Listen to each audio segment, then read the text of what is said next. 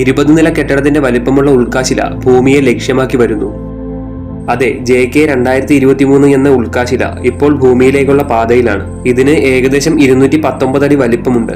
ഈ ഉൽക്കാശില ഭൂമിയിൽ പതിച്ചാൽ ഭൂമിക്ക് മുഴുവനായൊരു നാശനഷ്ടം ഉണ്ടാകില്ലെങ്കിലും പ്രാദേശികമായി വലിയ നാശനഷ്ടങ്ങൾ സംഭവിക്കുവാൻ സാധ്യതയുണ്ട്. മണിക്കൂറിൽ 43,000 കിലോമീറ്റർ വേഗതയിലാണ് JK-2023 സഞ്ചരിക്കുന്നത്. 2024 മെയ് 8-ന് ഈ ഉൽക്കാശില ഭൂമിയുടെ 4.5 മില്യൺ കിലോമീറ്റർ അടുത്തെത്തും. ഒരുപക്ഷെ ഈ ദൂരം നമുക്ക് വളരെ അകലെയെന്ന് തോന്നിയേക്കാം. എന്നാൽ ആസ്ട്രോണമിക്കൽ ടൈംസിൽ ഇത് അത്ര വലിയ അകലമൊന്നുമല്ല. നാസയുടെ നിയർ എർത്ത് ഒബ്ജക്റ്റ് എന്ന പദ്ധതി ഇത്തരം വസ്തുക്കളെക്കുറിച്ച് പഠിക്കുകയും ഭാവിയിൽ ഉണ്ടാകാവുന്ന പ്രത്യാഘാതങ്ങൾക്ക് മുൻകൂട്ടി തയ്യാറെടുക്കുകയും ചെയ്യുന്നു.